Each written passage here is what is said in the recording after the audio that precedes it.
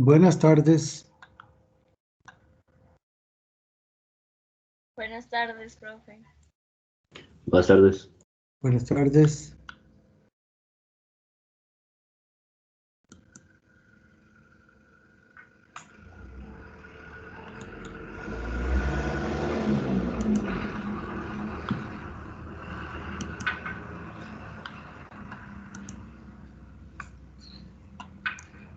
Primero que quiero compartir con ustedes, no le he puesto aquí fechas, el contenido yo se los voy a pasar a cada grupo, pero para que ustedes vayan viendo en qué grupo les tocó.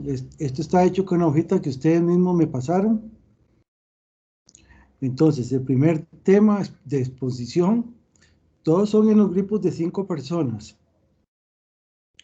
Entonces sería procesamiento de los materiales cerámicos. Aquí, para este grupo, es trabajar en un material que yo tengo que tiene que ver, hablar rápidamente de la parte de extracción, después los procesos de fragmentación, pulverización y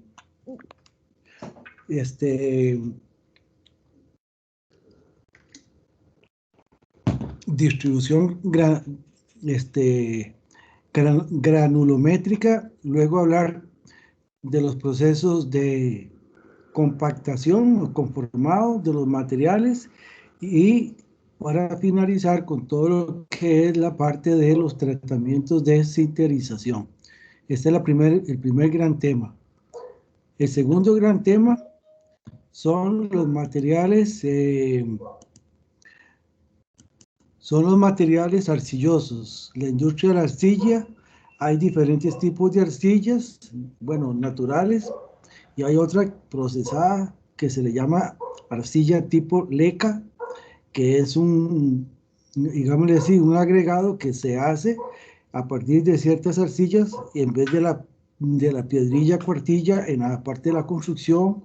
Se utiliza en otros como material aislante. Entonces, yo les voy a dar también el contenido. El otro gran tema son todo lo que es referente a vidrios. Entonces, todos los vamos a dividir en dos partes: la ciencia de las arcillas, la ciencia de los vidrios, y luego la parte ya de lo que es procesos de conformado de algunos productos. Igual el cemento, sería toda la ciencia del cemento, los tipos que hay, y luego la parte ya de lo que es la fabricación. Materiales pétreos, ahí en los materiales pétreos hay que hablar, ahí yo se los voy a desgranar. Materiales artificiales, materiales bituminosos y el asfalto, que es un material compuesto. Luego pasaríamos a un tema muy importante industrialmente: materiales refractarios, aquellos que soportan la degradación química a altas temperaturas, desde 400 en adelante, y luego los materiales abrasivos que se utilizan para hacer procesos de preparación de superficies, también para hacer procesos de limpieza. El otro gran tema importante, las cerámicas avanzadas. Aquí hay principalmente tres familias, las que son a base de óxidos, los nichuros y los boruros, pero hay otros que han salido últimamente. Luego pasaríamos a los materiales a base de carbono, de sílice, y aquí es hablar todo lo que son la parte del sílice, cómo se hace hay, digamos, sílice grado metalúrgico, después grado solar, grado electrónico, después los vidrios, lo mismo hay en estos, hay mucha información que hay que buscar en páginas de internet. Hay una empresa en Alemania, Carbonite, creo que esa empresa es exclusivamente productos a base de carbono. Entonces ahí no solamente hablar del carbono, sino también, digamos, por ejemplo, el coque, que es un producto a base de carbono como fuente energética. Luego vamos a hablar otro grupo de la parte de los materiales semiconductores. Y aquí es muy importante todo lo que son las tecnologías de producción de estos materiales. Con esto, entonces ya yo más o menos ya tengo afinada bueno, ya digamos, ya la base de datos está. Lo que pasa es que hay muchos materiales que están combinados y repetidos. Eso es lo que estoy tratando de ir quitando para que ya ustedes, cada grupo, comience a buscar su información y adicionalmente lo complemente con otras de internet, de más recientes o más modernas, porque muchos de esos que yo les puse, pues son algunos materiales clásicos que, por ejemplo, en la parte de todo lo que es procesamiento de cerámicos, no es mucho la innovación desde el punto de vista de los procesos tradicionales. En los procesos modernos, que son los procesos CVD y PVD, pues ya eso es punto y aparte. Eso es un tema que es de reciente desarrollo. Pero lo tradicional, todo lo que es conformado, eso sería. Bueno, eso no sé si tienen alguna duda, pregunta. Profe, esos trabajos como para cuándo son, más o menos. Yo diría que ya de hoy en 15 días empieza a exponer, de ahí en adelante todos, yo les voy a poner aquí las fechas, porque falta aquí incluir la otra parte que son materiales compuestos, pero esta es digamos, la primera ronda de lo que es la parte de materiales cerámicos. Entonces, sí, vayan pensando que es de hoy en 8, perdón, de hoy en 15 ya las primeras exposiciones. Estamos con esto ya informados. Esta hojita yo se las voy a mandar al correo para que todos la tengan a mano y no estemos desinformados.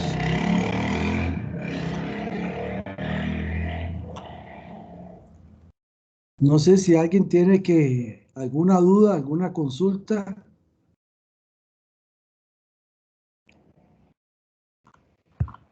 Profe, Sí, es que yo me conecté hace como unos minutos, 5 minutos tarde. A ver si comprendo. Es una exposición en el grupo, entre los grupos, ¿verdad? De sí. cada tema asignado. Cada grupo ya se había conformado. ¿Se acuerda la hojita que ustedes Ajá, sí, sí. hicieron? Entonces, en el orden que ustedes pusieron, grupo 1, 2, 3, así es el mismo que está aquí. Entonces ya saben quiénes son los compañeros para que vayan trabajando, ponerse al tanto. Entonces yo tengo que irles definiendo el contenido de cada uno de estos temas. Ah, Entonces, o sea, no van a hacer un trabajo si no saben una guía. El contenido guía es la que yo les tengo que dar para que nos pongamos de acuerdo según el contenido del curso. Entonces, todo lo que va a hacer cada grupo va a estar en ese contexto. Todos van a llevar en la medida de lo posible una parte de ciencia del tema. Entonces, ciencia de las arcillas, qué son las arcillas, los tipos, el estudio de las arcillas. La segunda parte son los procesos de conformado. Entonces, hay varios procesos. El más común de todos es coger, eh, darle plasticidad a la arcilla y después extruirla. Ese es el método para lo que son procesos de arcilla. Ese es el número uno. Pero hay otros que es por compresión, hay otros que es por inyección, muy poco. El torno, todo lo que son productos, digamos, no domésticos, como todo lo que son vasijas, se hacen con tornos. Y hay empresas, por ejemplo, hay esa de arcillas, todo lo que son tornos, hay tornos CNC ya automáticos que hacen piezas y entonces es interesante que aquí se puedan hablar. Cuando hablamos de los vidrios, ¿cuál es el tradicional de todos los métodos de conformado? Prácticamente por proceso de fundición. No hay otro más que eso. Ahora, desde el punto de vista de conformado, hay la construcción por tratamientos térmicos, la construcción de vidrios compuestos, que son, digamos, eso que llamamos vidrios de seguridad. Entonces, todos van a llevar una parte de ciencia, que explicar en qué consisten esos materiales y luego ya cómo se procesan, cómo se hacen algunos productos de uso tradicional. El caso de los cementos es lo mismo. Para los que no saben, los materiales pétreos son todos los materiales basados en las materias primas que encontramos en la corteza terrestre. Pétreos puede ser, digamos, la piedra laja, por decir uno. Ese es un material pétreo natural.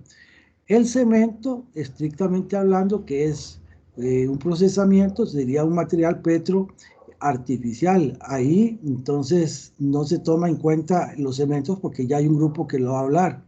Otros materiales son los materiales bituminosos que se utilizan para hacer muchos compuestos de uso industrial y doméstico. Ese es otro.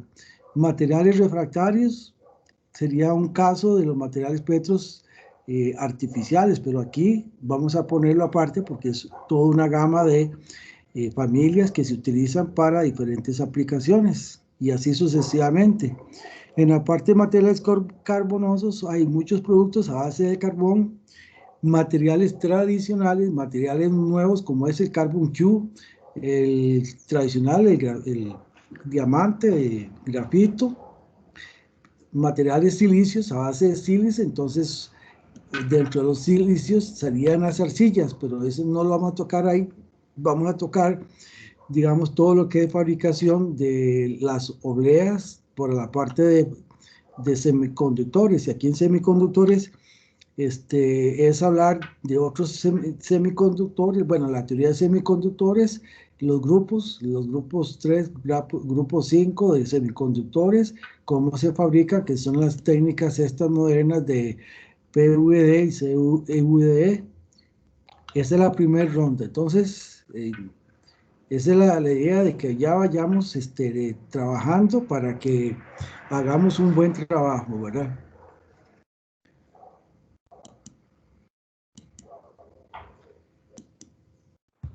Profe, una consulta. ¿Hay una fecha de exposiciones? ¿O aún no? ¿Perdón? ¿Hay alguna fecha para lo de las No, exposiciones? eso, ¿El sí, orden eso que va? es lo que le estaba diciendo. Ya, eso es para que sepan los grupos, pero yo les voy a poner, voy a coger el calendario y en la columna de la izquierda, que no había nada, ahí yo les voy, cuando les dé este documento, se los voy a dar con las fechas para que cada grupo se organice y la idea es que la vez pasada, el año pasado que dimos este curso, todos los grupos fue muy bonito porque yo les di esta hojita al inicio, como a esta fecha, y todos cumplimos. Siempre hubieron cosas que tuvieron que arreglar por el problema del impasse de la pandemia, pero después que retomamos el curso, nos fuimos así cronológicamente con todo. Entonces, la idea es que todos desde ya se organicen y que hagan un buen trabajo, que tengan tiempo para hacer las consultas. No quiero llevarme la sorpresa que hubo un grupo la vez pasada que obvió el contenido que yo les di, hicieron otra cosa que no era la esperada, ¿verdad? Se fueron por un camino alterno al que se quería. Entonces la idea es que si tienen dudas con el contenido, las evacuemos antes para evitar algún problema. Entonces la fecha sí, yo se las tengo que dar. Muy bien.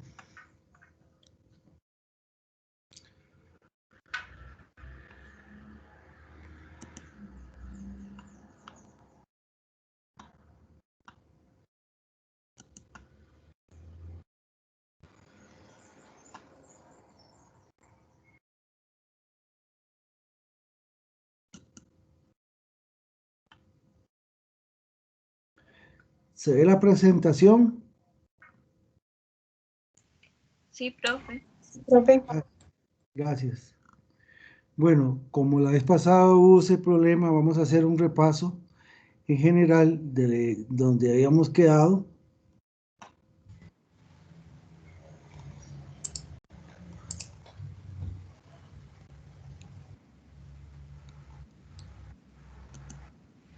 Si hay mala señal, entonces me avisan para ver cómo hacemos para resolver eso. Bueno, Está bien, está bastante bien, para que sepa nada más. vamos atrás.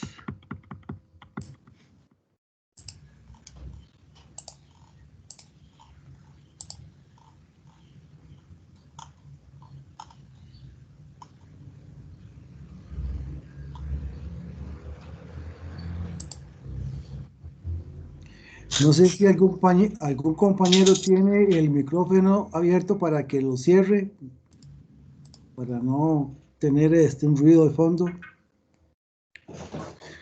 Bueno, muy bien. Rápidamente, entonces habíamos hablado que las cerámicas, por la naturaleza de los constituyentes, según su posición del grado de electronegatividad, podemos tener dos de los enlaces más fuertes que hay en la madre naturaleza.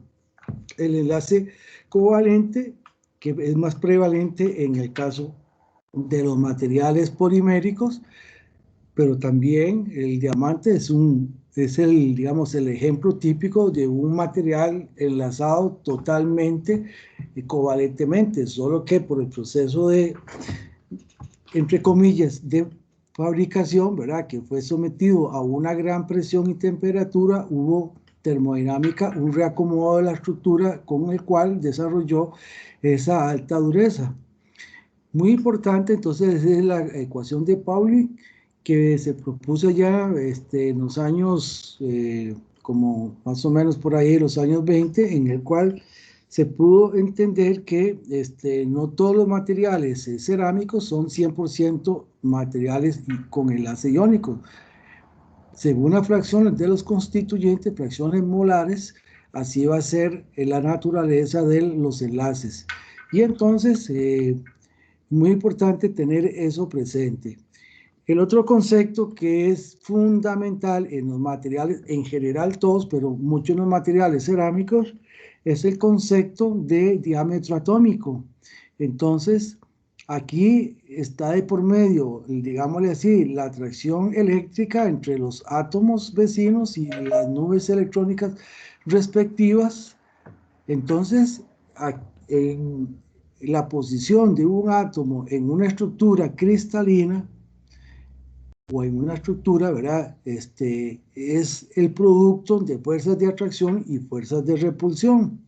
Entonces, cuando nosotros tenemos algunos materiales que tienen fuerzas de repulsión debido a las mismas cargas, se contrarrestan con las fuerzas de atracción, que son las fuerzas, digamos, las cargas opuestas.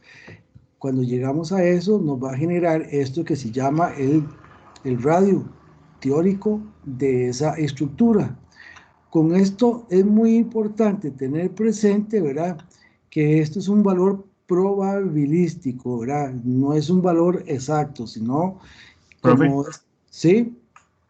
¿usted qué presentación está compartiendo? Es que a mí me salió una de conformado y estaba hablando sobre enlaces y entonces yo dije que... Sí, entonces salió la otra. Sí, perdón. Vamos a quitarla.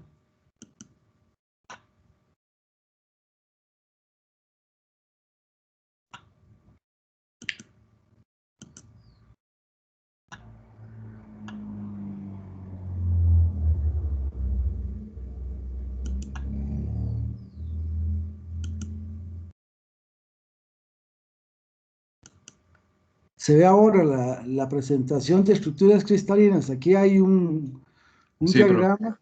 Sí. Vamos a adelantarla.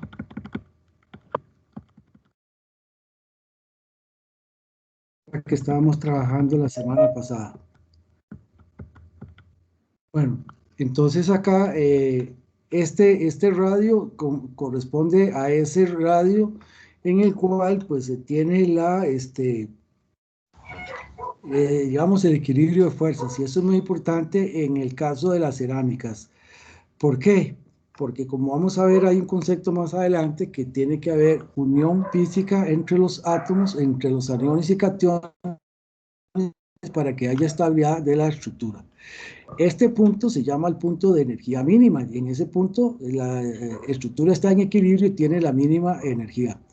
Esto para estructuras cristalinas, o sea que tienen un orden los átomos. Tenemos estructuras amorfas en el cual es totalmente diferente. Entonces dice, el pozo de potencial y su relación con las propiedades,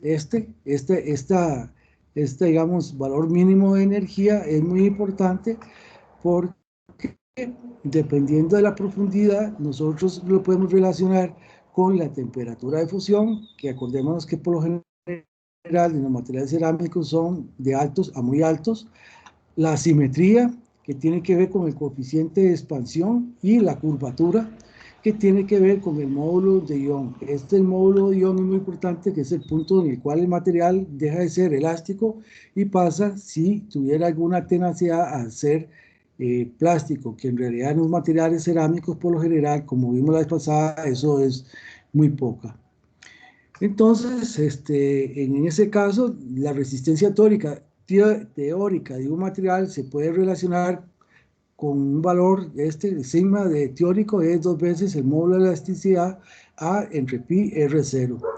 Y esto es muy importante para tener más o menos una idea de cuál sería digámosle así, el potencial de la estructura. Bueno, otras propiedades que son estudiadas, que eso lo van a exponer más adelante los compañeros que tienen que exponer la parte de propiedades, dureza, que no hay que hacerle mucha vuelta, la dureza por lo general son materiales duros, extraordinariamente duros. La tenacidad, acuérdense que la tenacidad se puede valorar como el área bajo la curva en la curva de esfuerzo, elongación. Entonces, materiales son relativamente poco tenaces porque el área bajo la curva es muy pequeña, o sea, tienen poca capacidad de absorber energía en el proceso de deformación plástica. Claro, si tenemos las arcillas, es un caso excepcional, ¿verdad? Porque más bien ahí tienen una gran plasticidad, una gran capacidad de absorción de energía. Es un caso excepcional. Luego, la resistencia mecánica también tiene que ver con como una cualidad importante. Por lo general, estos materiales, la resistencia mecánica es como medida con el concepto de el módulo de elasticidad de las arcillas, perdón, de los cerámicos en la prueba de tensión. Otras propiedades importantes es resistencia a la oxidación, resistencia al choque térmico, al desgaste y a la afluencia lenta. En el caso de lo que es la oxidación, debido a los enlaces que tienen las cerámicas, son fuerzas muy coercitivas, muy fuertes.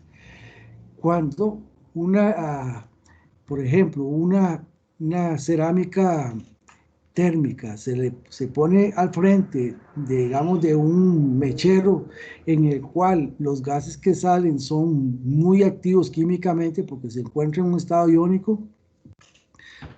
Ahora hay que tener en la cabeza presente siempre que nosotros hablamos de un estado iónico, son especies, ¿verdad? Un átomo químico se le llama la especie que está muy activa químicamente. Entonces, al estar desequilibrada, porque no tiene todos los octaedros de los átomos, de los electrones en el átomo, son muy activos. Bueno, una de las cualidades que tienen las cerámicas es que son muy resistentes a la oxidación, o sea, interaccionan poco con esas condiciones que tengamos gases o algunas especies, como es el caso cuando se tienen, en el caso de la fundición de aceros, hierro fundidos y algunas otras aleaciones, aluminio, bronce, que son de uso común. Muchas veces el metal fundido genera lo que se llama la escoria. La escoria es productos químicos debido al proceso de fusión en el cual esas especies están en estado iónicos. Entonces, una de las cualidades que se piden fundamental para un material que va a estar en contacto con un metal líquido, que de hecho va a tener esa escoria de por medio, es resistir la degradación química debido a que las especies que conforman la escoria están en estado iónico. Entonces, eso es una cualidad importante porque está combinado con altas temperaturas de 600 grados, 400 grados, si fuera el caso del zinc, 660 para aluminio, magnesio, 1000 o más grados para el caso de algunos latones, bronces, 1300 o más para fundiciones de hierro, y si llegamos a los aceros, son 1550 en adelante. Entonces ahí esos materiales tienen un uso exclusivo, las cerámicas. Y muchas veces para minimizar ese efecto de corrosión química, entonces se tiene que seleccionar digámosle así, la selección de la cerámica con la naturaleza de esa fase que se va a formar. Entonces ahí, aparte de que son especies iónicas, la otra que influye mucho es la naturaleza, si son reacciones de naturaleza ácida o básica. Y tiene que haber una afinidad. Si yo voy a poner un material refractario ácido y las reacciones son básicas, es muy probable que por la acidez, por el pH imperante, ahí haya una gran degradación química del material. Entonces, tiene que haber afinidad de las reacciones que se van a dar con su naturaleza ácido básica, que sean compatibles para evitar esa degradación. El otro aspecto que es muy importante es cuando un material se somete a cambios de temperatura muy grandes, del cual ustedes han oído hablar, y si estuvieron en el curso de química, todo el instrumental que se tiene ahí en los laboratorios de química es el famoso vidrio Pyrex, que tiene una composición química tal que se puede calentar y enfriar, y el coeficiente de expansión y dilatación prácticamente permanece igual, o sea, es cero, no se dilata, no se contrae. Entonces, el efecto de un choque térmico que se puede quebrar un material es cuando un material está a una temperatura caliente y se enfría rápidamente, hay una contracción y se quiebra, y al revés también. Entonces, eso es muy importante en algunas aplicaciones, cuando hay cambios abruptos de temperatura en el uso. Y la otra cualidad que es muy importante es que, como estos son enlaces muy estables, bueno, tienen fuerzas de cohesión muy altas, entonces algunas veces se soporten la erosión debido al desgaste. ¿Cuál es el desgaste? Cuando en una superficie de un material llega e impacta a otro que trae partículas, y por ese impacto mecánico rompe, arranca partes, o por decirle así, gránulos de la superficie del material que está siendo impactado por ese material erosivo. Entonces, hay ciertas aplicaciones, y tal vez en los materiales tradicionales no tanto. Hoy en día los recubrimientos cerámicos que se obtienen por los procesos CVD y PVD tienen esa gran cualidad, que son compuestos muy duros que pueden soportar esos daños perfectamente. Y de hecho, el primer compuesto, el nitruro de titanio, que se desarrolló primero para las herramientas de corte como recubrimiento, fue tan efectivo que aumentaba hasta 3 veces la vida ordinaria de uso para las condiciones normales de uso de una herramienta tradicional. Y entonces ahí hubo un gran aporte desde el punto de vista del desarrollo de estas nuevas recubrimientos que son totalmente cerámicos, ¿verdad? Por ejemplo, el titanio, parte metálica, y el nitruro que no es metálico. Entonces ahí es un punto importante. Y el otro es lo que se llama el creep o fluencia lenta, que es el de soportar la deformación plástica a altas temperaturas. En los motores de reacción para los aviones, esta es una cualidad fundamental, porque si los materiales comienzan a fluir, en algún momento llegan a romperse porque se comienza a reducir el área transversal de resistencia y llega a fallar. Aquí estos materiales tienen una gran estabilidad, permaneciendo inalterado hasta muchos grados centígrados, por ejemplo 900 grados sin ningún problema. En esto lo que les había comentado, que sí se puede tener acá, para medir la dureza hay diferentes formas de medir la dureza de un material.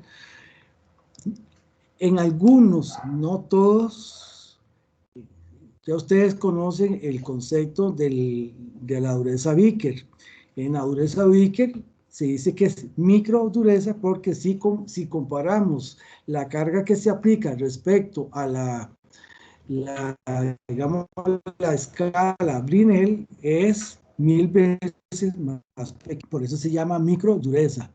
Pero en el fondo hace una indentación con un material de un penetrador que por lo general es una pequeña punta de diamante soportada por un cuerpo de acero.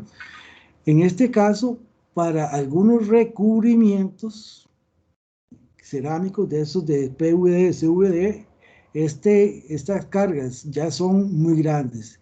Entonces hay todo un nuevo equipo que son los durómetros, estos a nanoescala, que es totalmente diferente al principio de lo que es el durómetro por penetración. En este lo que se hace es hacer una incisión, lo que mide es una resistencia a la indentación, y cuando se quita la carga, entonces por un efecto natural de recuperación va a ser un trazado secundario, y ese trazado secundario, que es una distancia que queda marcado, bueno, no queda marcado, que queda acumulado en el equipo, se puede relacionar con una escala de dureza que ya no es por fórmula, como es este caso, fuerza sobre área, sino que se calcula por esa huella o esa tasa de recuperación que deja el indentador. Y aquí, muy importante, entonces, son estos materiales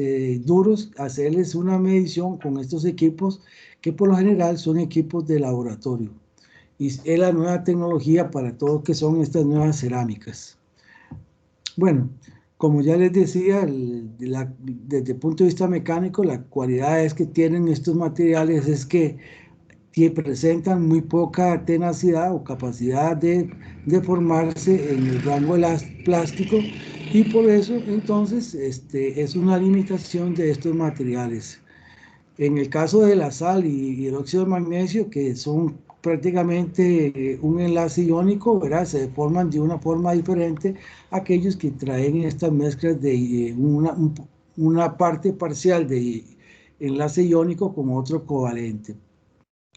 Bueno, en este caso, digamos, los monocristales presentan una deformación plástica importante cuando se les somete a una compresión a temperatura ambiente, pero los policristales se comportan de manera frágil.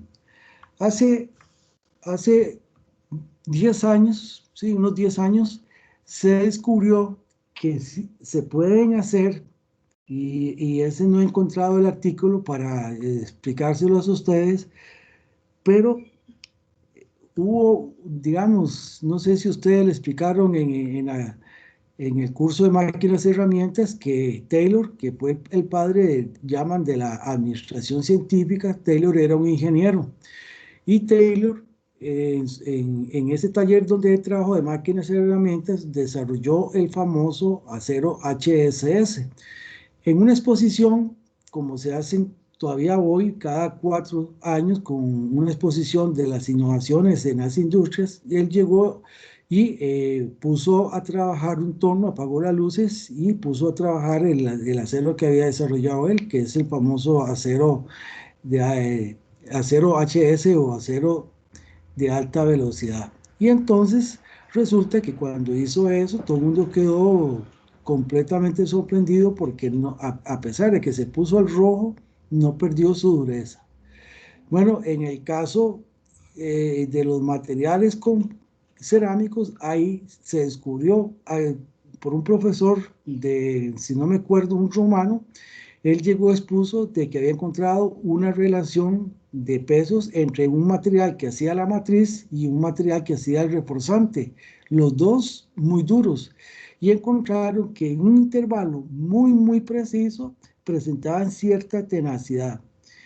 Y bueno, eso fue una gran innovación que, digamos así, que abrió el espacio para hacer mucha investigación en esas relaciones, de lo cual no fue mucho lo que se encontró. Y en ese caso, él logró formular un compuesto de materiales duros que presentaban cierta tenacidad, y digamos, el gran campo de aplicación fueron muchos utilizados como injertos para la parte de máquinas y herramientas.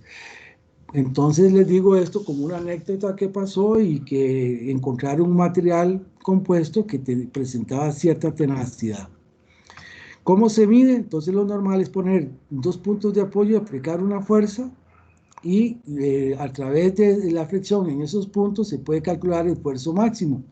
Y con esto se puede dar una idea de cuánto es la capacidad de absorción de energía por flexión. Bueno, entonces la curva típica es, primero hay un punto, bueno, de 0 hasta un punto en el cual se llama el punto de referencia. El material presenta un comportamiento elástico, pero pasado ese punto prácticamente o es 0 o muy poca la capacidad de absorción de la energía. Entonces, esa prueba de fricción es la prueba, hay una prueba normalizada de STM para hacer esa valoración. ¿Qué aspectos afectan positiva o negativamente esa resistencia a la mecánica? Bueno, definitivamente la composición química. Y entonces, para lo que llamamos ingeniería, cerámicas de ingeniería, cerámicas finas o cerámicas avanzadas, lo que se hace, y eso es lo que van a hablar algunos de los compañeros en la parte de procesamiento de las cerámicas, es en la medida de lo posible quitarle los contaminantes. Ya en una cerámica buena tiene que estar 99,99% mínimo de pureza, porque puede ser en porcentajes muy pequeños, a veces en partes por millón, suficiente para que ya degrade, por decirlo de alguna manera, la resistencia mecánica. Entonces, esa es una de las cualidades importantes en las cerámicas avanzadas y es un factor importante que afecta directamente la resistencia mecánica.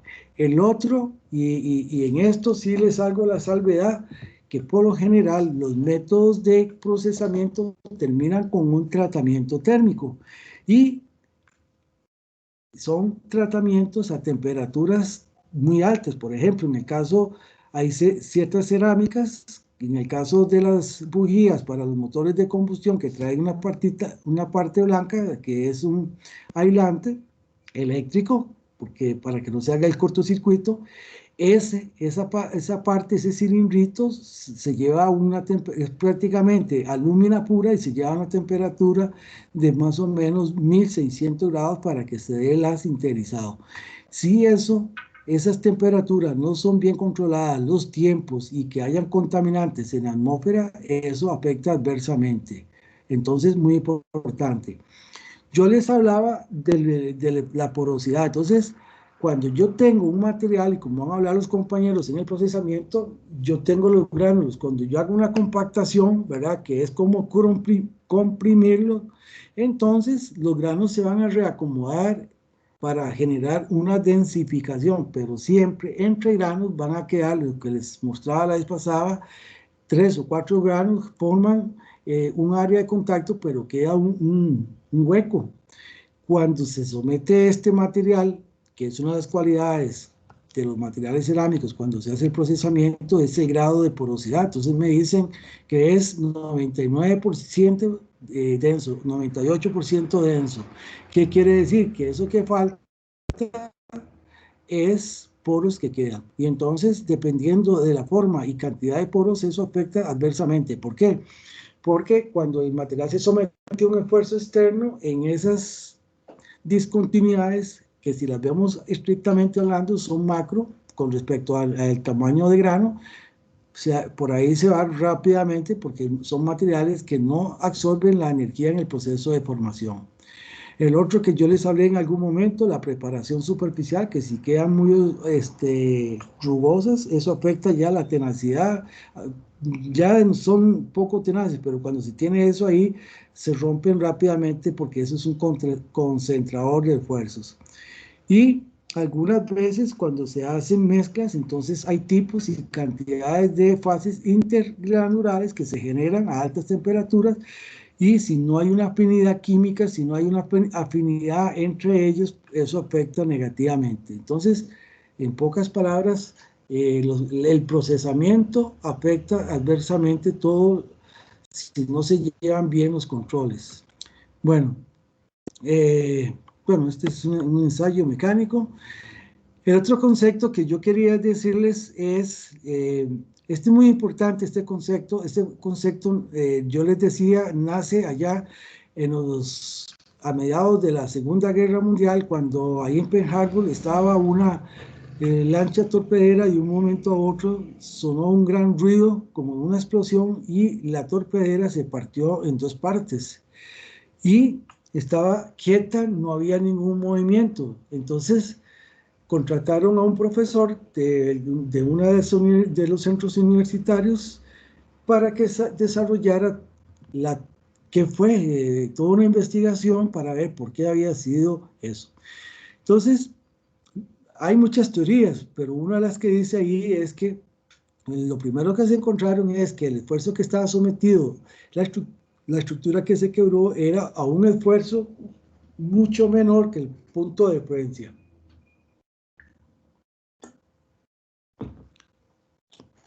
Y entonces, las grietas avanzaban a pesar de que el esfuerzo que estaba siendo sometido ese elemento es mucho menor del punto de referencia.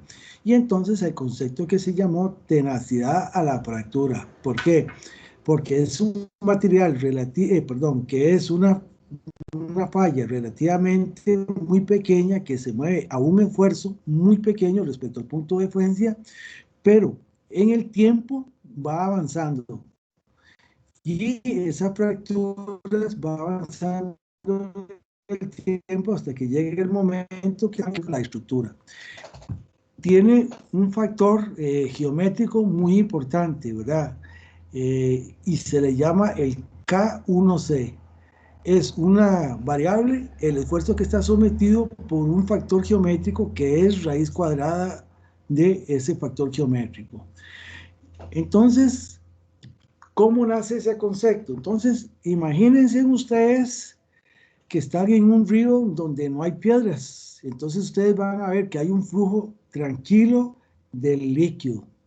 Pero si en algún momento alguien llega y pone una piedra en el centro, el flujo que pasaba antes es el mismo, aunque era muy, muy quieto. Pero en los lados de esa barrera, ¿verdad? Y esa barrera, la forma de esa barrera, en el caso de los esfuerzos, tiene un factor significativo. Entonces dice, para que el mismo material vuelva a pasar en las cantidades que pasaban, si antes pasaban 100 litros por minuto, entonces le tengo que restar el área al área original, y entonces en las dos áreas residuales tiene que pasar un flujo más grande.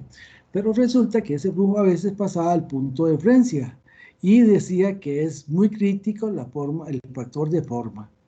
Entonces ahí básicamente formuló toda una teoría, y hoy en día el K1C, igual que el módulo de elasticidad, igual que el punto de rotura de los materiales, es un factor de diseño, principalmente cuando queremos que esto tenga un periodo de vida largo.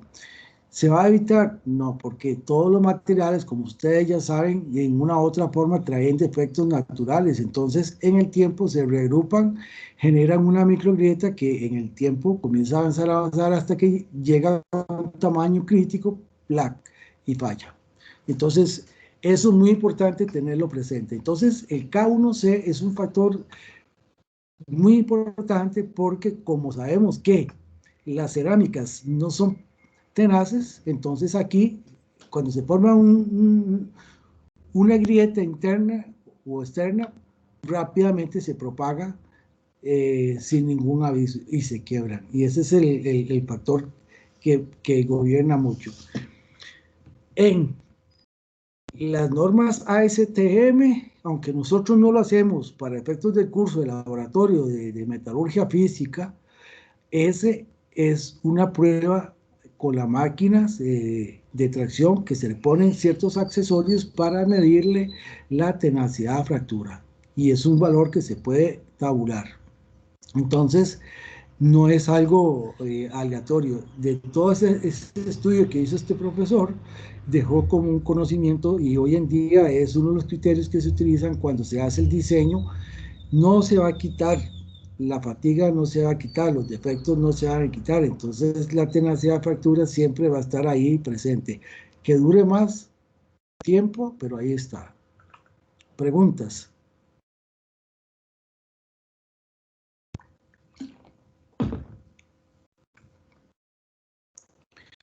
Bueno, entonces, por lo que hablamos, como los materiales estos no tienen capacidad de absorber energía en la región plástica, entonces son materiales que por su naturaleza son frágiles, y entonces la tenacidad de fractura es una forma de más o menos tener esa cuantificación. Para que ustedes vean, por ejemplo, este que es un material impactado que se encontró y se desarrolló mucho, que es el nitruro de silicio, y el otro que ya se conocía más, el carburo de silicio. Se hacen refractarios, se hacen crisoles. Estos muchas veces son materiales que se utilizan como pinturas para ciertas aplicaciones. Dice, presentan valores cercanos a 3 megapascales raíz cuadrada de metros. Esa es la cualidad de acá geométrica que les dije. Y dentro de las cerámicas, la zirconia, que es el que yo les he dicho en otra ocasión, es el material que presenta más tenacidad. Vea, pasa de 3 para estos materiales a 12, prácticamente 4 veces más tenaz este material que estos. Y ese es el motivo de por qué la zirconia todos los días se está investigando cómo lograr que estos valores puedan incrementar, porque si eso se logra hacer, ya sea en esta cerámica óxica o en estos que son nitruros y estos son carburos, y algún día en algún material, como se encontró con ese profesor, que puede encontrar un material compuesto con cierta tenacidad, entonces ya tendríamos aquí un material para sustituir muchas cosas. Y una de esas, el ejemplo que les comenté la vez pasada, era el motor que se hizo ya en los años 70 en Japón, que no tenía la capacidad de absorber la energía, entonces se quebraba rápidamente el bloque de motor que se hizo. Pero si eso se hubiera logrado, la eficiencia térmica de esos motores hubiera aumentado N veces. En un motor de combustión interna andan por ahí de 30, a veces disparan por ahí que 32, 33% la eficiencia del motor. Ahora ya están diciendo que la Toyota está pensando en un motor que va a llegar a un 50%, pero todo lo tienen en secreto, no se sabe si eso va a ser. Con una zirconia de este tipo, realmente eso sí se lograría llegar a obtener. Bueno, son cosas de la ciencia de los materiales que son muy bonitos tenerlos presentes. Entonces dice, la tenacidad aumenta con la relación de aspecto, o sea, la relación de aspecto es relación de áreas entre un punto definido y otro. Eso es una relación de aspecto. Entonces, por ejemplo, cuando se quiere hacer un producto extruido, la relación de aspecto es la cámara donde está el tocho respecto al área transversal donde va a pasar ese tocho por el troquel. Esa es relación de aspecto. Esa misma semejanza se hace aquí en las cerámicas. Y entonces, este es un factor importante. La otra, el tamaño de grano, que a veces, como yo les decía, con el dopado, que es agregarle un dopante, por decirle así, que es como un microaliante, un pequeño aliante en orden de partes por millón, puede aumentar la tenacidad debido a una reducción de grano. Entonces, eso es importante tenerlo presente. Y después, como producto del proceso de sintetización, quedan muchas veces fases intergranulares debido al tratamiento térmico que no se lleva plenamente. Entonces, si queda mucha porosidad, eso, pues prácticamente la tenacidad es baja. Entonces, vean ustedes, ¿qué tan importante es eso? Que con el ensayo Vickers, vean acá, en los extremos, estos son factores de forma. La punta aquí es tan cortante que prácticamente se hacen micro grietas en cada una de las 4 esquinas de la punta de diamante. Entonces dice, una forma es hacer una aproximación del K1C tomando en cuenta el ensayo de Vickers, y este sería más o menos la ecuación equivalente. Con un ensayo tan simple como ese se puede ver la tenacidad a simple vista, a leguas, como dicen, se ve la microgrieta. Entonces, para eso sirve el ensayo Vickers desde ese punto de vista. Vean que aquí, en este caso, esta cerámica, todo esto son fases secundarias y a veces puede ser porosidad que queda del proceso de manufactura. Bueno, entonces, un procedimiento aceptado, que es más o menos el que yo les decía la vez pasada, es lo mismo que se hace en los materiales metálicos, en plásticos, es una probeta norma, que sería este de acá, que se le hace esta forma, a propósito, con este hueco, digamos, este vacío, y aquí se queda como una especie de filo. Entonces lo que se aplica es una fuerza para acá, una fuerza para acá. Es como cuando yo quiero romper un papel y me cuesta mucho, le hago una cortadita y después jalo uno de cada lado y ahí se va. Es el mismo concepto acá. Y entonces una forma de hacerlo es esto, es el factor de forma. A veces esto es un filo completo, otras veces aquí es un pequeño radio, y con eso entonces se puede hacer una aproximación con una prueba normalizada ASTM, digamos una valoración de la tenacidad con el procedimiento Baker. Y entonces se obtiene aquí como una relación de A, que es función geométrica, todo la profundidad, el ancho, si es un filo, si es un radio, la carga que se aplica, y B, el diámetro de la probeta. Bueno, entonces vean ustedes rápidamente en una zona fracturada, vean que no hay topografía, es muy lisa, porque prácticamente se desliza perpendicular a la fuerza del ensayo. Y aquí las fallas pueden ser intergranulares y transgranular. Trans es que pasa el grano, inter entre granos. Los dos tipos de fallas que se pueden ver en ese caso. La otra del concepto que también me habían preguntado era la fiabilidad. Fiabilidad es la probabilidad de que vaya a fallar en el momento que se pone a trabajar. Y dice, aquí, otra vez, están los defectos intrínsecos. Intrínsecos que son propios del material. Por ejemplo, los bordes de grano, los puntos triples, cuando hay, por ejemplo, ahí, un punto triple se genera igual que un punto de unión de 3 fases, y esto es muy importante tenerlo presente. Las heterogeneidades que se dan en el proceso de procesamiento, tanto de la preparación de la materia prima como en el momento que se hace el conformado del material, ¿verdad? Entonces aquí, ¿cómo quedan aglomeradas? Si en el proceso de mezcla entró alguna heterogeneidad química que no era la deseada, inclusiones, los poros que quedan, ya vimos que se hace una compactación, pero siempre van a quedar poros, y entonces hay que hacer un tratamiento para consumir los granos que se unen, que es la sinterización. Es un tratamiento a alta temperatura en el cual hay una difusión de átomos en estados sólidos, de un grano vecino a otro, y del otro átomo vecino al otro que estaba a la par. Y entonces cuando hay una difusión se da una unión química, y ustedes ven una sola fase. Algunas veces, cuando no se llega a crecer toda esa fase, entonces quedan los microporos típicos de los materiales, del procesamiento de los materiales cerámicos. Entonces se ha verificado que hay un crecimiento anómalo de los granos, y esto ocurre porque en la última etapa de la sinterización, puede ser que a veces ocurre que hay elementos dañinos que se meten o contaminan a la mezcla original, y resulta que esos materiales después hay un defecto que se llama, no sé si es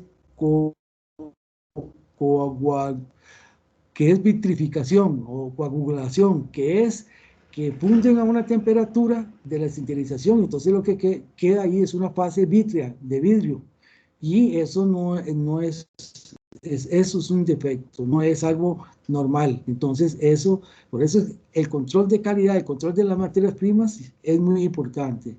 Luego, la formación de cavidades como consecuencia de eso, a veces resulta que en el proceso de mezclas hay una de materia orgánica, y esa materia orgánica cuando se quema genera una cavidad, y entonces ahí queda en el proceso de compactado en verde. Y los grandes huecos, cuando se da el proceso de compactación, no hay una afluencia de toda la materia prima, y entonces acuérdense ustedes, se va a compactar más cercano a los dos puntos donde se aplica la fuerza, ya sea la parte superior o inferior, o la izquierda o derecha, porque eso es un proceso uniaxial. Pero conforme nos adentramos, vamos de un extremo al otro, en el medio por lo general, digámosle así, la parte de compactación se ve disminuida, y entonces los huecos originales, debido a que se generaron cuando se echó el material, no llegan a cerrarse lo suficiente como para que cuando llegue a la sintetización se dé el proceso de desinterizado, de unión química. Bueno, y hay otras ya presentes que se dan en el proceso de, ya cuando se ponen a usar, que se puede dar una degradación de la superficie, fatiga por los altos volúmenes de los ciclos, un crecimiento lento de las grietas, que es el caso de la tenacidad. Eso, o sea, ya esto es por el uso del material. Bueno, muy importante recalcar que cuando se tienen los poros, cada uno aportan al total, o sea, lo que dice aquí el papel colectivo de los defectos, dice que la presencia de una población de defectos es muy importante a nivel de fallo. La fractura no se da en los puntos de mayor tensión, sino en aquellos defectos que se vuelven críticos. ¿Qué es un defecto crítico? Un defecto crítico es aquel que va, como les decía, el flujo del río, en las orillas de la piedra que yo pongo, ahí va a haber un punto crítico, porque la cantidad de litros por segundo que pasa de agua es mucho mayor y puede alcanzar el valor de punto de influencia del material, y ahí va a fallar. A eso se refiere. Bueno, nada más para que ustedes sepan, se puede hacer según una serie de datos, ¿verdad? Este investigador, Weibull, desarrolló una fórmula que dice, dependiendo de los esfuerzos que se tengan, se puede hacer una aproximación, ¿verdad?, de la probabilidad que llegue a fallar, porque lo que interesa es cuál es la probabilidad que llegue a fallar, un 10, un 15 o un 80% o más, nada más para nombrarlo. Entonces se ha visto que en función del valor se puede tener una relación probabilística de este tipo, ¿verdad?, que es, si ustedes se dan cuenta, es muy pronunciada. A mayores resistencias, crece rápidamente crece la probabilidad que llegue a fallar.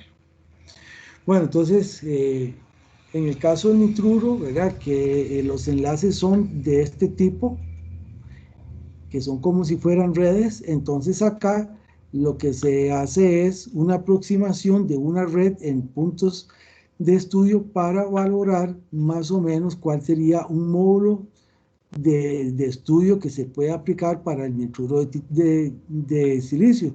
Este es uno de los materiales que ustedes, si se ponen a investigar en la literatura, hay publicaciones a montones, porque es uno de las, ¿cómo se llama?, de las cerámicas que hoy en día se utilizan mucho. Pueden ser polimorfos, alfa y beta, o pueden ser de estructura tetragonal. Y entonces esto le da, al tener uno u otro tipo de estructura, le da muchas propiedades que lo diferencian a uno de los otros desde el punto de vista de aplicación. Mucho de lo que yo he visto, nunca, no lo he visto mucho como un material estructural por sí mismo, sino que muchas veces lo que lo he visto es como un recubrimiento, ya sea para alargar la vida de la resistencia al desgaste de un material que se le hace el recubrimiento, ya sea metálico o no metálico, ¿verdad? Y también en las como pinturas en el caso, por ejemplo, en la fundición de aceros y algunos materiales refractarios, por ejemplo, las superaleaciones que yo les decía a base de níquel, cromo, hierro o hierro, níquel, los famosos Monel y Inconel. Entonces ahí muchas veces para que un horno, perdón, para que un molde de sílice no se vea afectado porque la temperatura a la que se hace la colada de los aceros o estas aleaciones es mucho más alta que digamos, la temperatura de ablandación, por decir así, de la sílice, entonces se solventa esa limitación refractaria con una pintura que es a base de nitruro de silicio y tiene dos beneficios. No se degrada tanto la arena y además al pasar la textura del producto final es muy... Entonces, eso es una de lo que yo como casos de aplicación rutinarios.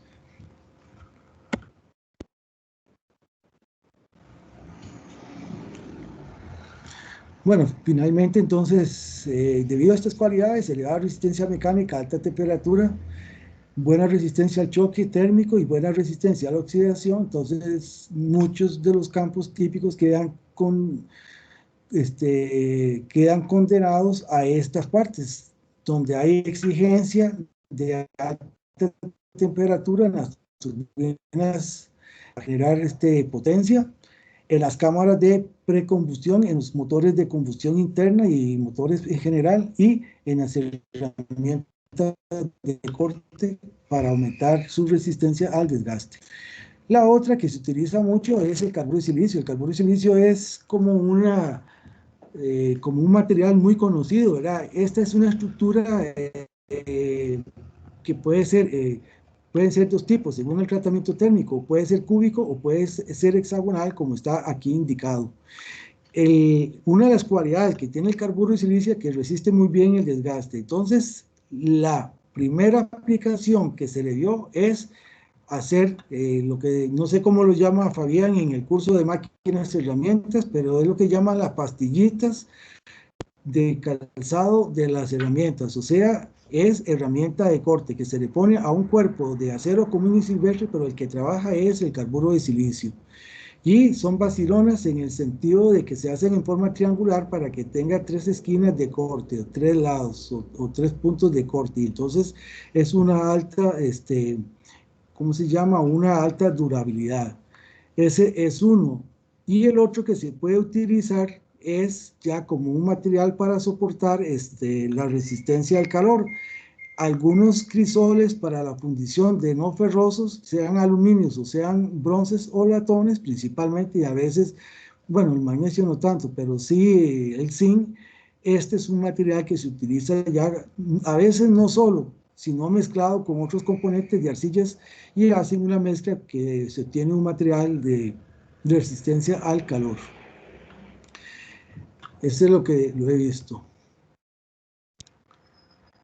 Bueno, y desde el punto de vista estructural es una buena resistencia a altas temperaturas, resistencia al choque, buena resistencia a la oxidación y baja densidad. Algunos sellos mecánicos, válvulas para intercambiadores de calor, elementos calefactores, partes de las turbinas y los turbos de los motores comunes y silvestres. La otra cerámica importante es la alúmina, Al2 o 3. Aquí podemos tenerla amorfa y la podemos tener cristalina. Puede ser poliamorfo, ¿verdad? Alfa y beta, que es el arreglo cristalino, y puede ser una estructura cristalina hexagonal, que es el más común. Muy importante, el tipo de estructura da la durabilidad y resistencia y cualidad de este material.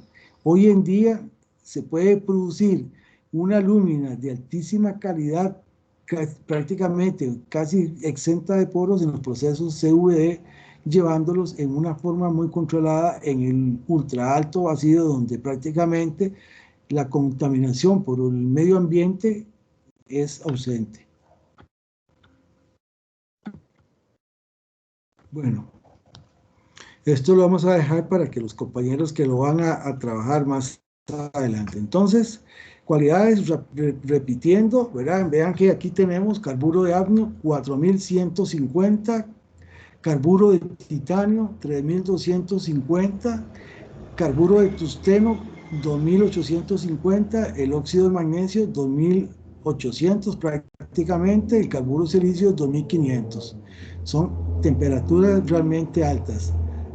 Luego tenemos a base de carburos, entonces sería el el carburo de boro 2450, la alúmina 2050, la sílice 1715, el nitruro de silicio 1900, el rutilo o óxido de titanio 1600 grados. Y aquí a ustedes lo pueden ver, los átomos enlazados que hay, su diferencia de electronegatividad, porcentaje iónico, porcentaje de carácter covalente. Entonces, si ustedes se dan cuenta, el carburo de silicio es prevalentemente covalente y el óxido de magnesio está primero en el diagrama de Elegant, que ustedes tienen que tenerlo presentes. Abajo, el óxido más estable de todos, ¿cuál era?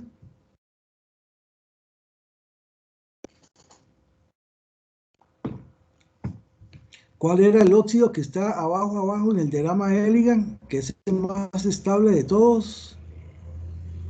Circón. ¿Cuál? ¿Cuál óxido? ¿Cuál es el primero de abajo para arriba? Ese es el más estable de todos los óxidos. La cal. Y sigue el magnesio. Más arriba, el aluminio o alúmina. Entonces, vean ustedes que el diagrama de Elegant está relacionado con la estabilidad de los óxidos, y entonces vemos que estos muchas veces son puntos de fusión relativamente altos.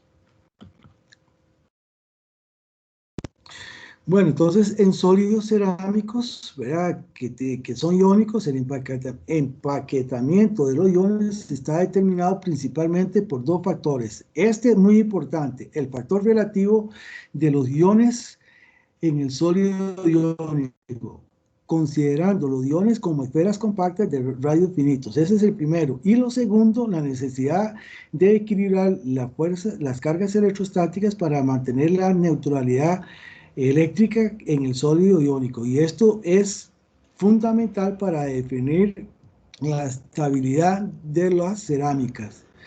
Y el tamaño relativo, vamos a ver que es muy importante.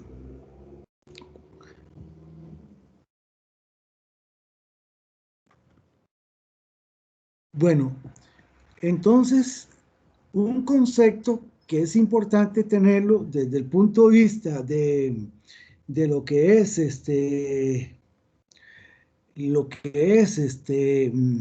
la parte esta de las cerámicas, se tienen con un concepto que se llama el número de coordinación, NC, ¿verdad? Entonces dice aquí, los sólidos iónicos están formados por cationes y aniones. En el enlace iónico, algunos átomos pierden los electrones más externos para convertirse en cationes. Otros ganan electrones externos para convertirse en aniones. Por lo tanto, los cationes son normalmente más pequeños que los aniones enlazados. Primera cualidad. Segundo, dice, el número de aniones que se encuentra alrededor del catión central en un sólido iónico se llama número de coordinación. Y esto es fundamental. Esto es un concepto, así como hablamos de la red cristalina, del tipo de red cristalina, el número de coordinación en las cerámicas es una cualidad de estabilidad. Y corresponde, así se define, al número vecinos más cercanos que rodean al catión central. Vean la definición. Cuanto mayor sea el número de aniones que rodean al catión, más estable es el sólido.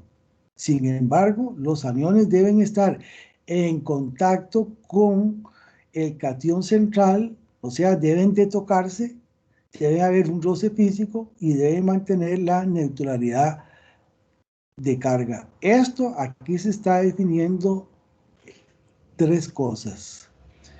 el número de coordinación, el compartimiento de los electrones y algo muy importante, ¿verdad? Que se tiene que mantener la neutralidad de la carga, o sea, estamos hablando de carga eléctrica. Entonces, este es un concepto fundamental para las disposiciones iónicas sencillas de los sólidos con el enlace iónico. Entonces, dice, este sería el caso de una estructura estable, una estructura inestable. ¿Cuántos contactos tiene aquí? ¿Cuántos? ¿Cuántos contactos hay aquí? 1, 2, 3, 4. Entonces, número de coordinación, 4. ¿Cuántos tiene este aquí? 1, 2, 3, 4. Número de coordinación, 4. Entonces, se cumplen las cualidades.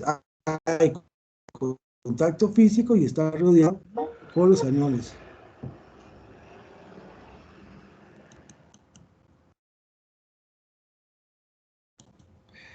¿Se ve la presentación? Sí, profe. Algo Sí, pasó. va bien. Se fue la señal y regresó rápido. Bueno, entonces ese es uno de los conceptos fundamentales en la parte científica de las cerámicas. Entonces, el tamaño cuenta. Esto, en pocas palabras, el tamaño cuenta y tiene que estar tocándose para que haya estabilidad de la estructura. Entonces, en esta figura, es la A y la B, ¿verdad? Muestra las configuraciones estables para coordinaciones de aniones alrededor del catión central en un sólido iónico. Si los aniones no están en contacto con el catión central, caso de este de acá, la estructura puede llegar a ser inestable, porque el catión central puede vibrar en su jaula de aniones aquí. Eso es fundamental. La relación entre el catión central y el de los aniones que lo rodean se llama la relación de radios. R del catión respecto al el R del anión.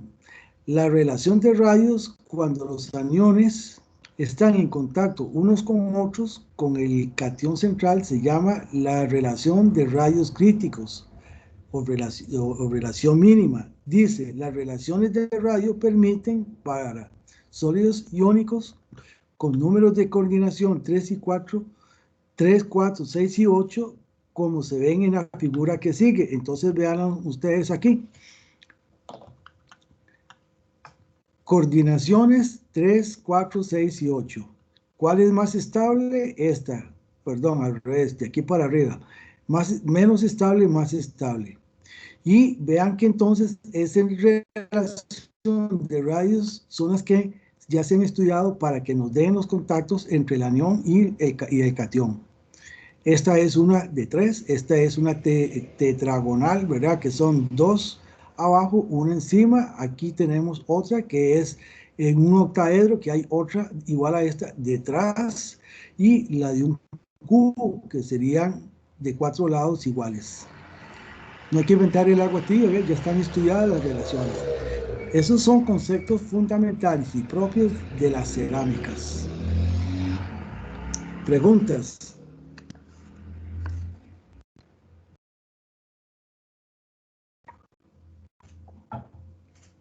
Perfecto, yo tengo una pregunta. Usted ahora habló como de tipos de fractura. Era Sí. transgranular e intergranular. ¿De qué depende que se dé una o la otra? Eso tiene que ver mucho por la parte del tratamiento térmico final.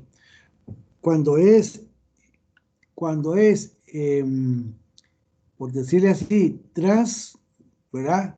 Que va alrededor de los bordes de los granos, es cuando las áreas de contacto son muy pequeñas.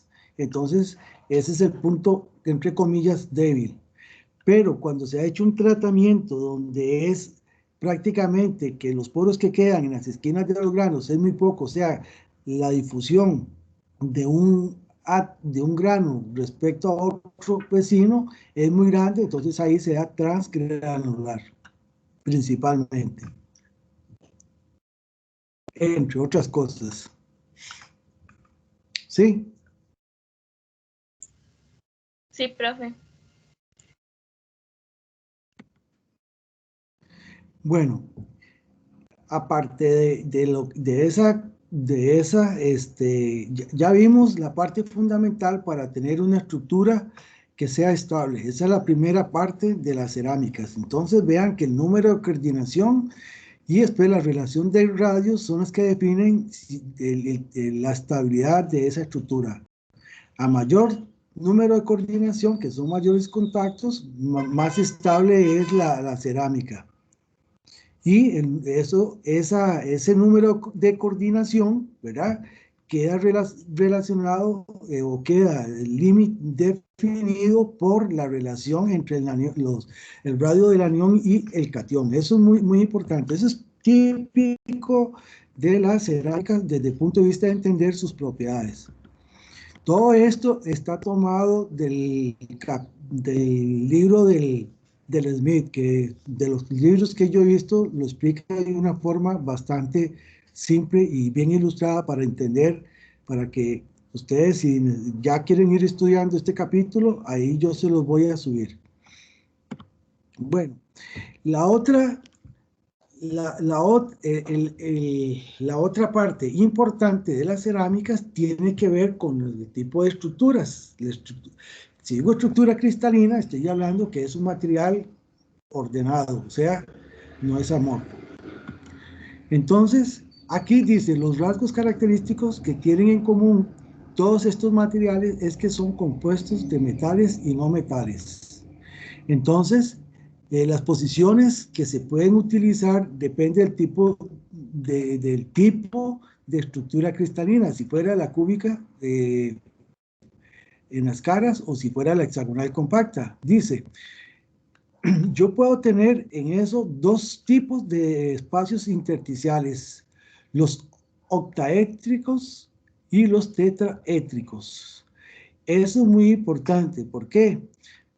Porque lo que vamos a tener son estructuras con esas posiciones intersticiales o los espacios vacíos en la estructura. Y una de ellas que nos va a salir por ahí es la famosa espinela. La espinela es una estructura cristalina compleja porque tiene tengo tres tipos de átomos, como vamos a ver más adelante, y hay que saber cuáles son las posiciones porque así van a darle las propiedades de la cerámica. Entonces, aquí tenemos, si tengo una tetragonal, estos son el tetraedro que se tiene, y si es esta otra, que es con 4 puntos también, entonces sería solamente tetraédrica. Esta es como una especie de pirámide perfecta arriba y abajo, y este es igual como poner 3 puntas, ¿verdad? Un triángulo y encima de ellas una, entonces este es un tetraedro. Entonces, según ese arreglo, desde el punto de vista de los materiales cerámicos, podemos encontrar 3 tipos de cristales. Lo que llamamos cristales cerámicos simples AX. Los cristales cerámicos más o menos AMXP. M y P son los valores estequiométricos de la relación. Y los cristales cerámicos complejos que son A, M, B, N, X, P. M, N y P son los valores estequiométricos. Un ejemplo de estos, la cal, CaO, la sal, NaCl, cerámicas cristalinas simples. Complejas, ¿cuál creen ustedes que sería un ejemplo de esta segunda?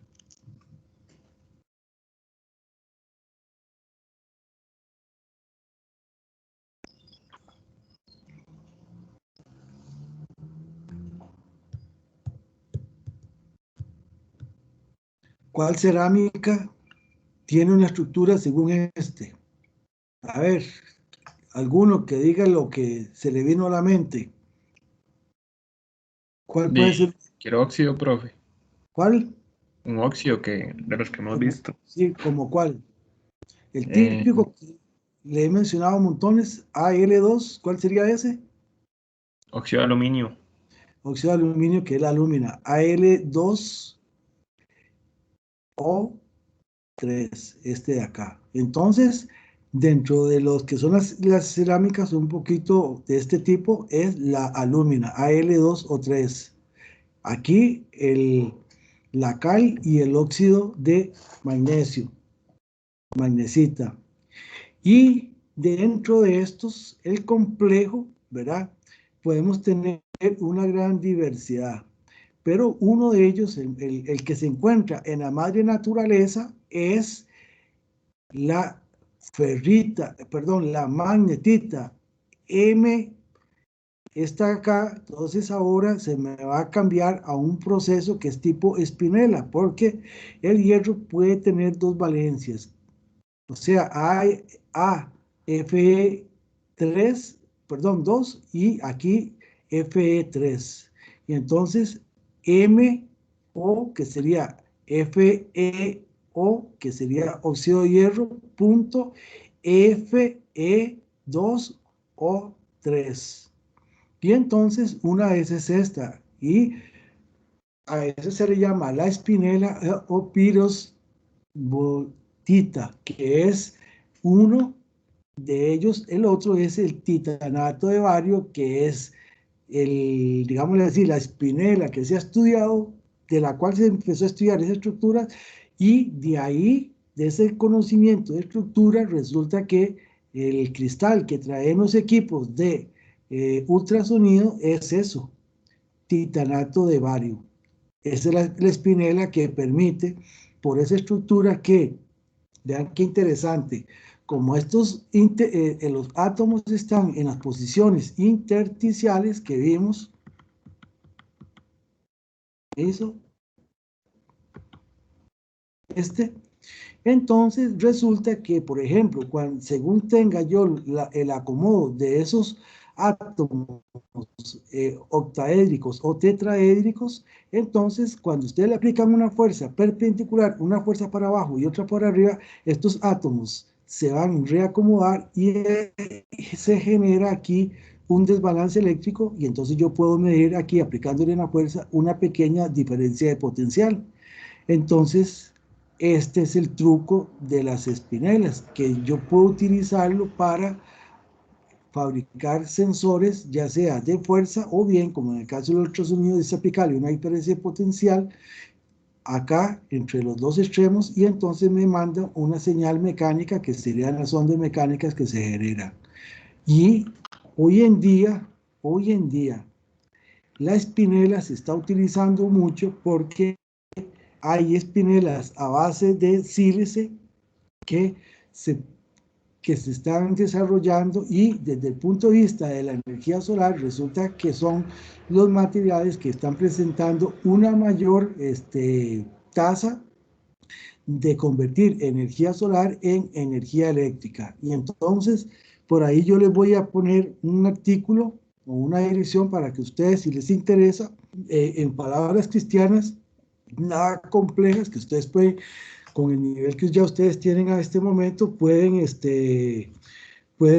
llegar a entender. Entonces, ¿cómo se explica que con métodos de fabricación muy controlados se pueden crear estructuras de estas complejas y se pueden utilizar para fabricar sensores que convierten la energía solar en eléctrica? Bueno, esto sería, digamos, la clase de hoy. No sé si tienen preguntas, alguna duda. A mí, yo les digo, todo este tema de las cerámicas, como les dije el primer día, me fascina a montones. Hoy en día, debido a toda la investigación y desarrollo que se están haciendo en este campo, está permitiendo que muchos de los nuevos materiales no son materiales metálicos ni polímeros, sino que muchos son de naturaleza cerámica para aplicaciones tecnológicas. Y entonces el silicio, como por ahí los compañeros, yo les voy a facilitar eso. Hay una que se llama Black silicon, que es asemeja black de agujero negro, que quiere decir que hay una estructura a base de silicio que es negro. Cuando incide la luz no es porque sea negro, sino que cuando incide la luz, la luz no es rebotada, sino que queda dentro de ese recubrimiento que se le hace, y a eso se le llama silicio negro, en el sentido de que entra la luz pero no sale. Y entonces lo que se espera a futuro es que al tener toda esa energía ahí atrapada en ese recubrimiento, se pueda hacer una conversión casi mucho más grande de lo tradicional en los materiales, perdón, que los materiales tradicionales, de energía solar a energía eléctrica. Eso es algo muy novedoso. Igual con las espinelas. Entonces se ha visto que las espinelas, por su estructura cristalina, se está especulando, para que ustedes tengan una idea, de la luz que incide a un panel solar, normalmente, teóricamente, el porcentaje que se puede convertir de energía solar a electricidad es un 23%. Y entonces siempre aumentan un poquito, pero con este espinela de sílice se está especulando que puede llegar hasta un 38%. Entonces, ahí están las expectativas de que se puede hacer un panel solar mucho más eficiente que los tradicionales. Bueno, es para transmitirles a ustedes un poco de este entusiasmo que yo tengo por estos materiales, que me parecen cada vez más interesantes desde el punto de vista tecnológico. ¿Preguntas?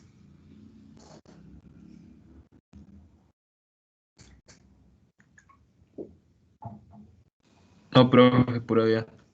Entonces, quedamos por acá, seguimos mañana. Esperemos que mañana no tengamos el problema de la vez pasada. Buenas tardes. Hasta luego, profe. Buenas tardes, profe. Muchas gracias. Muchas gracias. Buenas Gracias, tardes, profe. hasta luego. Profe, Sí, yo tengo una dudilla de la tarea. sí. ¿A la tarea hay que hacerle conclusiones o solamente con que venga el comentario ya es suficiente? No, con solo el comentario es suficiente, pero bien hecho, ¿ah? Ok, O sea, profesor. bien hecho, lo que quiero decir es que lo fundamenten bien, que a veces ponen un comentario muy superficial, pero que analicen, que ustedes saquen de la lectura varios temas que ustedes consideren, ahí es libertad de ustedes, que consideren importantes, y después comentarlos en el nivel de importancia de por qué les consideran, si necesitan, no se lo estoy poniendo como un requisito, pero si necesitan buscar información adicional para reforzar eso, perfecto, ¿verdad? Porque la idea es, todas estas redacciones así, es ¿cómo se llama el atributo de comunicación? Ok, profe, muchas gracias.